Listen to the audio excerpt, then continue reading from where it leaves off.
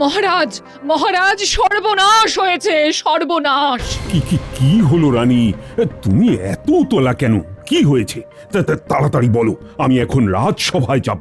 মহারাজ, এইবারের বিবাহ বার্ষিকীতে আপনি যে সীতাহারটা বানিয়ে আমাকে উপহার দিয়েছিলেন সেটা চুরি হয়ে গেছে মহারাজ, চুরি হয়ে গেছে। হ্যাঁ, চুরি গেছে? তুমি নিশ্চিত? আমি নিশ্চিত মহারাজ, কারণ আমি ওটা উৎসবে অনুষ্ঠানে ছাড়া ব্যবহার করতাম না।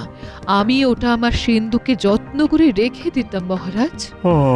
এই তো খুব খারাপ খবর রানী। রাজবাড়ির মধ্যে থেকে সব থেকে বড় কথা, তোমার সিন্দুক থেকে সীতাহার চুরি গেছে। এটা তো প্রশাসনিক ব্যর্থতা। এর সম্পূর্ণ দায়ভার আমার। না, আমি সভায় গিয়ে এই বিষয়টা নিয়ে কথা বলবো। তুমি নিশ্চিন্ত থাকো।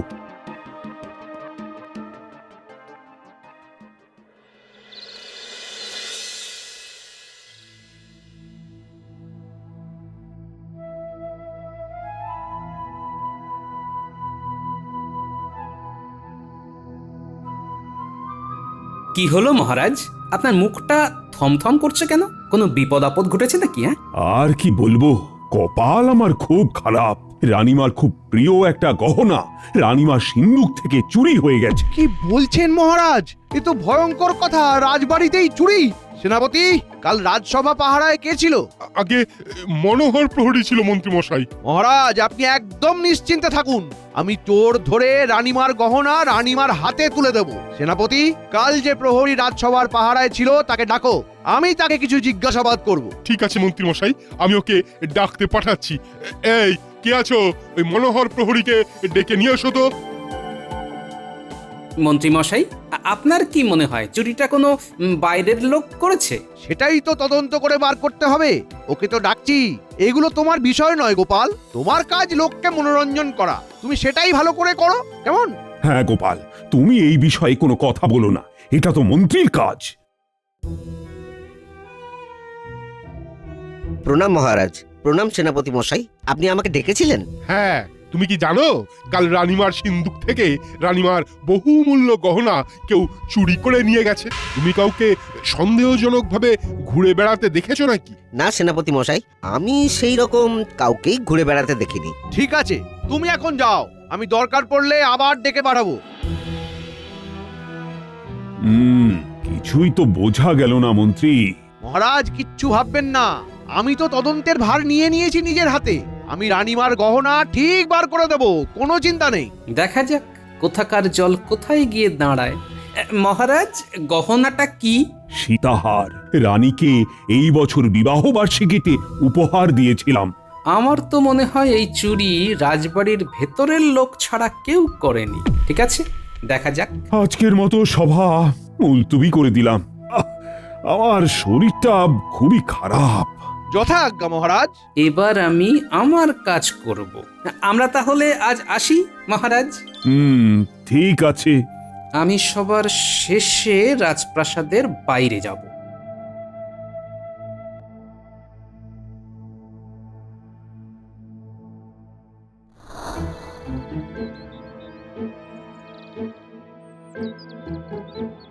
শোনো, রাজবাড়ির কোনো কর্মচারী যেন এখন বাড়ির বাইরে বের হতে না পারে। মহারাজের হুকুম, তোমাদের জানিয়ে গেলাম।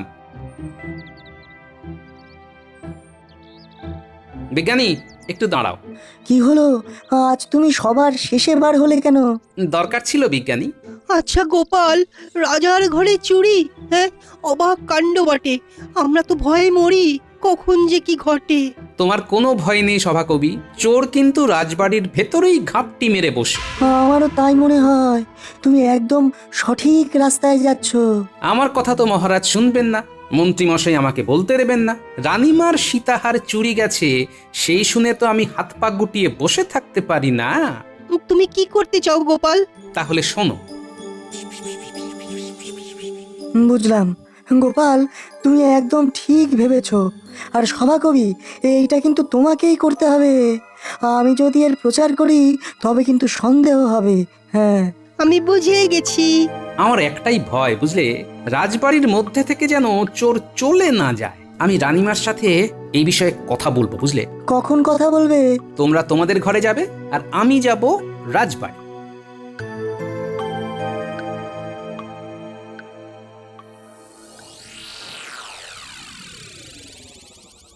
দাসী, কিছু বলছেন রানীমা? তুমি চমকে উঠলে কেন? আজ সকাল থেকে যা ঘটনা ঘটছে তাতে সবার মনের ওপর খুব চাপ পড়ছে রানীমা। জানি দাসী, কিন্তু একটা কথা কি জানো, সোনা হারানো বা চুরি যাওয়া খুব খারাপ লক্ষণ। জানি না কি অমঙ্গল ডেকে আনছে জীবনে। তুমি যাও দাসী, আমাকে একটু একা থাকতে দাও, যাও। যথা আজ্ঞা রানীমা।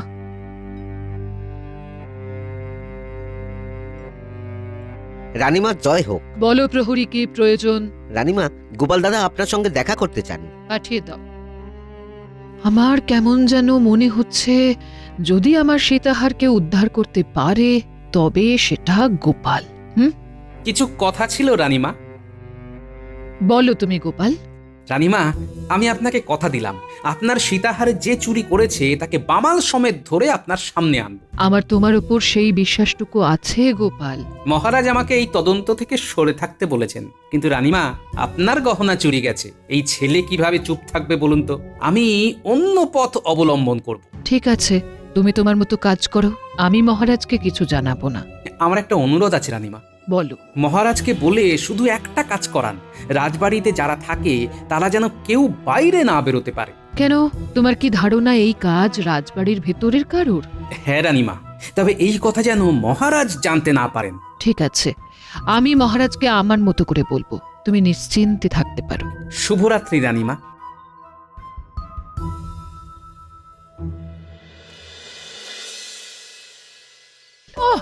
আজকে হলো, এখনো এলো না? এত দেরি তো করে না। কি গো, আজ এত দেরি হলো যে? উমা, বলি কাঁধে ঝোলা কেন? কি আছে ঝোলা? ঝোলায় আছে চোর ধরার যন্ত্র, একটা গুপি যন্ত্র। চোর? কে চোর? কি চুরি হয়েছে? কোথায় চুরি হয়েছে? বলছি সব বলবো। অনেক কথা আছে গিন্নি, হাত মুখটা ধুয়ে আসি, তারপর কর্তা গিন্নি বসবো আজকে রোমাঞ্চকর গল্প বলতে।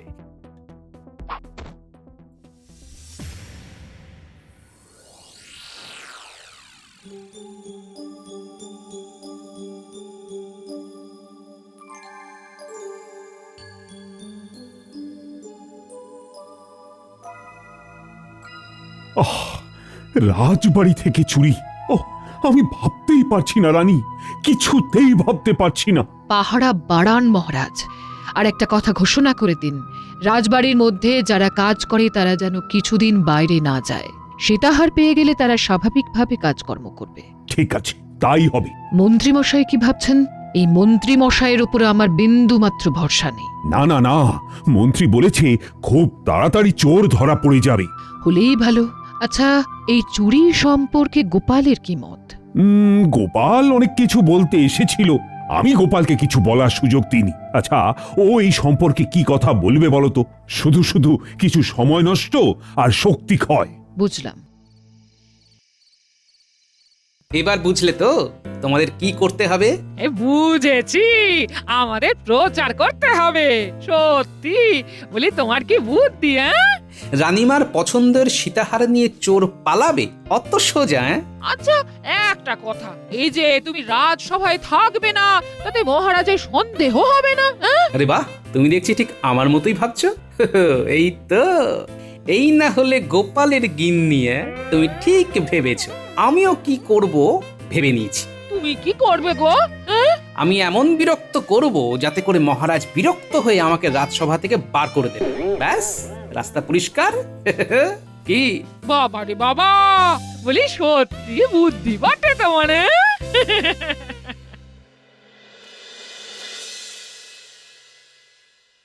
না, আমি কিন্তু রানীর কাছে মুখ দেখাতে পারছি না।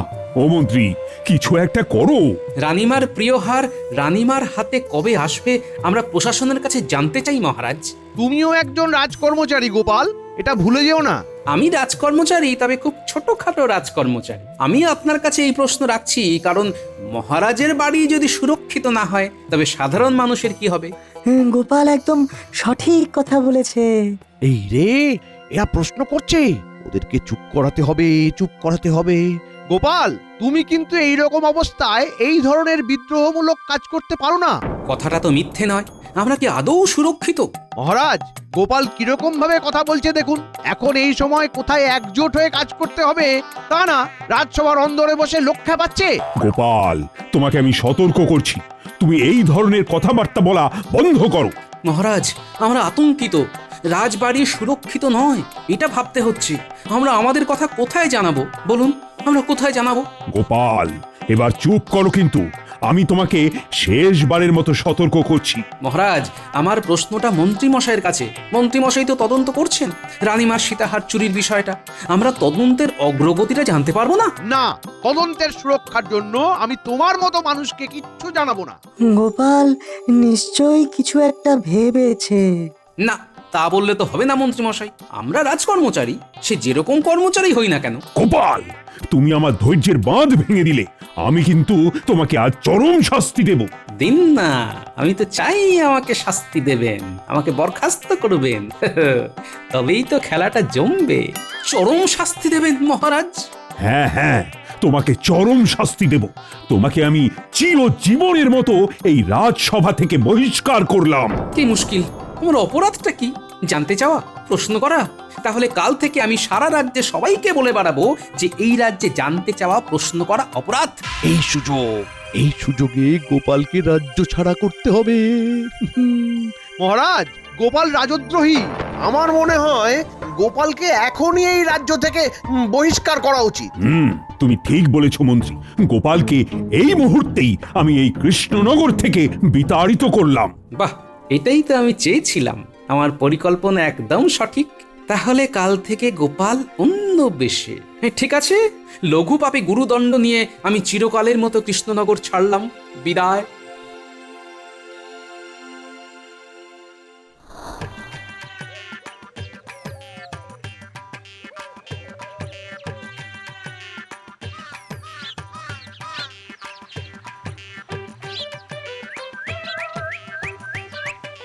ভালোই হলো, পুটিদের সাথে দেখা হয়ে গেল। কাল তো ওদের সাহায্য লাগবে। যাই, ওদের কাছেই যাই। গোপাল দাদু, তোদের দেখে এখানে চলে এলাম। তুমি এখন বাড়ি ফিরছো এত তাড়াতাড়ি? আর কি করব বল, রাজসভার কাজটা আমার চলে গেল রে। মহারাজ আমাকে তাড়িয়ে দিলেন। তাহলে এখন থেকে তুমি কি করবে গোপাল দাদু? কিছু একটা তো করতে হবে। চল বাড়ি, ওখানে বসে আমাদের অনেক কিছু আলোচনা করতে হবে। ঠিক আছে, তাই হবে। চলো তবে।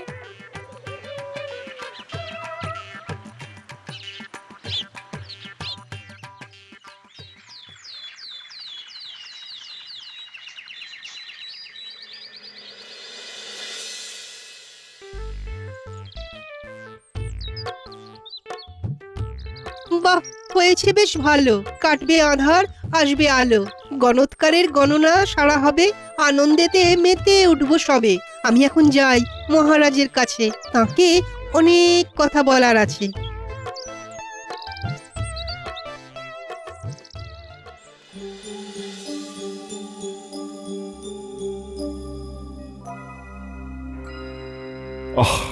অনেকগুলো দিন হয়ে গেল মন্ত্রী, কিন্তু চুরির তো কোনো কিনারা হলো না। আমি যে রানীর কাছে মুখ দেখাতে পারছি না, এদিকে একটার পর একটা দিন চলে যাচ্ছে। আমি তো চেষ্টা করছি মহারাজ। চেষ্টা সে তো গত কয়েকদিন ধরেই করছো, কিন্তু তাতে কি চিড়ে ভিজবে? এখন তো মনে হচ্ছে গোপালকে তাড়িয়ে দিয়ে খুব ভুল করেছি। ও যে কোথায় গেল, ঘরেতেও নেই। থাকবে কি করে? আপনারা তো দুজনে গোপালকে কৃষ্ণনগর থেকে তাড়িয়ে দিলেন। উরি বাবা, কি ক্ষমতা! আমি হলাম অবাক। তুমি আবার কিসে অবাক হলে সভাকবি? গাছতলায় এক গণৎকার বসেছে, সে যা বলছে যাচ্ছে মিলে। 3-4 আম পেড়ে দিচ্ছে একটা মাত্র ঢিলে। সভাকবি, তুমি ঠিক কি বলছো আমি বুঝতে পারছি না, ঠিক করে বলো না। বড় রাস্তার মোড়ে ওই গাছতলায় এক বিরাট গণৎকার বসেছে। সভাকবি, শেষে তুমিও হাত টাত মেলালে? কি যে বলো বিজ্ঞানী, যা দেখলাম তাতে আমি হয়ে গেছি একেবারে বোকা। সবার ভাগ্য বলে দিচ্ছে, বুড়ো হোক বা খোকা। হ্যাঁ, আমার ভাগ্য বলে দেবে? দেবে মানে, হাতে আছে আতস কাচ, সেই কাছে দেখছে ভাগ্য আর করে দিচ্ছে সমাধান। সত্যি নাকি? নয়তো কি। ডেকে আনো প্রহরী, ওই গণৎকারকে চাই।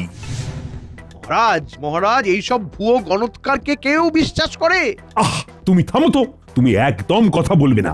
এতদিন তো সময় পেলে, তা কি করলে? এখন তো আমার যা তা অবস্থা।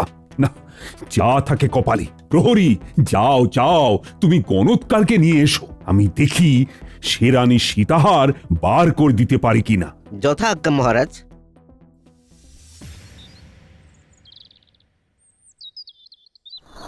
এই গণৎকার ছাড়া আমার আর কোনো উপায় নেই। আমারও বলছে মন প্রতিক্ষণ, গণৎকারের গণনাই হবে শুভ সমাপন। বলছো? বলছি। আমার এইসবে বিশ্বাস নেই। গুনে বলবে হার কোথায়। এইসব বিদ্যা যে সে বিদ্যা নয়, আমার বিশ্বাস আছে। গণৎকারের নাম শুনে আপনি কেন এত উচাটন? মন্ত্রী ভাবছে রানীর সীতাহার খুঁজে দিয়ে নাম কিনে নেবে গণৎকার, আর মন্ত্রীর ভাগ্যে লবডঙ্কা। মহারাজ, মহারাজ গণৎকার আসছেন। আমাকে বললেন তুমি যাও, আমি আসছি। গোপাল গিন্নিও ভাগ্য যাচাই করতে এসেছে। তারপর গোপাল সম্পর্কে কি বলল? গোপাল দাদা ফিরে আসবে ওই সীতাহার ফিরে পাবার পর। প্রণাম মহারাজ, বলুন আমি কি করতে পারি। রানীর গলার সীতাহার চুরি গেছে, তোমাকে এই চোর ধরে দিতে হবে। চোর চোর, ক্রিং মিরিং ছুং হন্তমন্ত ছিড়িং ছাক।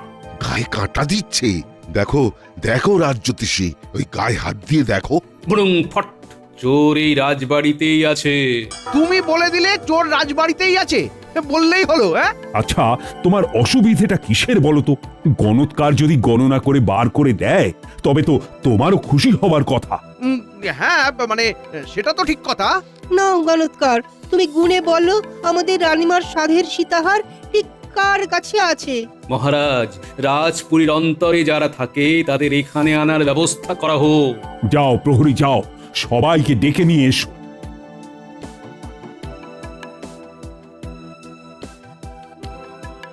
ওফ, কি অসাধারণ অভিজ্ঞতা! মন্ত্রী মশাই এত চিন্তিত কেন? ব্যাপারটাতে বেশ আষ্টে গন্ধ আছে মনে হচ্ছে।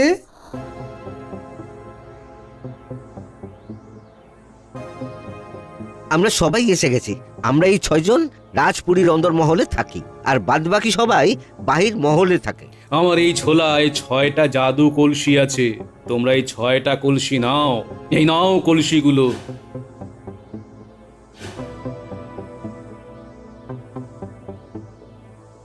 কলসিগুলো হলো জাদু কলসি। আমি যাবার আগে এই কলসিগুলোতে অর্ধেক জল ভরে যাব। কাল সকালে রাজবাড়ির বাইরে প্রত্যেকে নিজের নিজের কলসি নিয়ে দাঁড়িয়ে থাকবে। আমি কলসি দেখে বলে দেব কে চোর। কি করে? মহারাজ, যে চোর তার কলসির জল কলসিতে অর্ধেক থাকবে না, কলসি পূর্ণ হয়ে যাবে। বাহ, এবার জমবে মজা। চোরের অবস্থা হবে ভাজা ভাজা। আর একটা কথা, মধ্যরাতের পর আর কলসিতে হাত দেওয়া যাবে না। মধ্যরাত থেকে সকাল পর্যন্ত সব কলসি বাইরে রাখতে হবে। তখন কলসিতে হাত দিলে সর্বনাশ হবে। এটাই জাদু কলসির বিশেষত্ব। ঠিক আছে, আমি প্রহরীকে আদেশ দিচ্ছি, মধ্যরাতের পর সব কলসিগুলো নাম লিখে বাইরে এসে পাহারা দেবে, যাতে কেউ কলসির ক্ষতি করতে না পারে।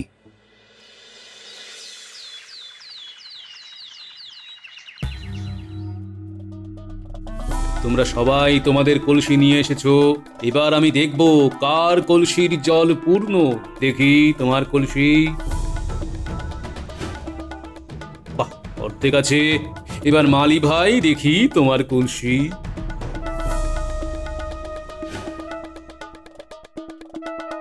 ও বাবা, তোমার কলসিও তো অর্ধেকই আছে। যাও, তুমিও মুক্ত। গণৎকার, এখানে যারা আছে তাদের প্রত্যেকের কলসি অর্ধেকই থাকবে, কারণ তারা বহু বছর ধরে আছে এবং তারা খুবই বিশ্বাসী। সে তো একটু পরেই আমাদের জানা হয়ে যাবে। আর কিছু মুহূর্ত পর জানতে পারবো। এবার দাসী, দেখি তোমার কলসিটা। মহারাজ, তাজ্জব, এই কলসির জল তো ফাঁকা। মানেটা কিছু বুঝতে পারছেন? দাসী, তুমি সারা রাত ঘুমোওনি। তোমার চোখের কোলে কালো রাত্রি জাগার দাগ স্পষ্ট। মানেটা কি হলো? মহারাজ, চোর এই দাসী। কি বলছো গণৎকার? ওর কলসির জল তো পূর্ণ হয়নি, তবে রানীমা, আমি একটা মনস্তাত্ত্বিক পরীক্ষা করেছিলাম। এই কলসিগুলোর মধ্যে কোনো জাদু বা বৈদ্য কিছুই নেই। দাসী মনে মনে জানতো যে সে দোষী, তাই কলসি পাওয়া মাত্র অর্ধেক কলসিরই জল ফেলে দেয়।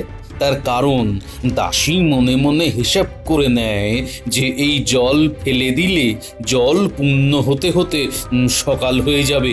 অনেক হয়েছে তোমার গণনা, এবার তুমি যাও। না, তুমি যাবে না। আমি বিষয়টা বুঝতে চাইছি। সবার জল একই রইল, শুধু দাসীর কলসিতে জল ফাঁকা। এটাই তো খটকার বিষয়। দাসী, তুমি স্বীকার করো। রানীমা, আমার খুব অন্যায় হয়ে গেছে রানীমা। আমি দোষ করেছি। কি মন্ত্রীমশাই, এবার আপনার বিশ্বাস হলো তো? দাসী তোমাকে রানী এত ভালোবাসে, আর শেষে কিনা তুমি এই কাজ করলে? ছি ছি ছি, তোমাকে কিন্তু কঠিন শাস্তি দেওয়া হবে। মহারাজ আমাকে ক্ষমা করুন। আমি আমার জন্য সীতাহার চুরি করিনি। আমাকে চুরি করতে বাধ্য করেছিল একজন। কে? মন্ত্রী? তুমি? হ্যাঁ, মন্ত্রী মশাই আমাকে দিয়ে সীতাহার চুরি করিয়েছিলেন। তার জন্য আমাকে উনি 500 সোনার মোহর দিয়েছেন। মন্ত্রী, হঠাৎ তোমার রানীর সীতাহার চুরি করার কি প্রয়োজন পড়লো? গৃহশান্তি বজায় রাখতে গিয়ে আমাকে এই কাজ করতে হয়েছিল মহারাজ। আমার গিন্নি আমাকে সীতাহার করে পাগল করে দিচ্ছিল। রাগ করে বাপের বাড়ি চলে গেছে মহারাজ। ভালোই হয়েছে তোমার গিন্নি বাপের বাড়ি গেছে, আর তুমি এখন কারাগারে যাও। শুধু তোমার কথায় আমি গোপালকে ভুল বুঝে নির্বাসনে পাঠালাম। আবার নির্বাসন থেকে চলে এসেছে মহারাজ। হ্যাঁ, গোপাল তুমি? হ্যাঁ মহারাজ, এই মন্ত্রী মশাইয়ের কথায় তো আপনি আমাকে ভুল বুঝে নির্বাসন দিলেন। আমি কি চুপ করে থাকতে পারি? আমার মায়ের গলা থেকে চোর সীতাহার নিয়ে গেছে।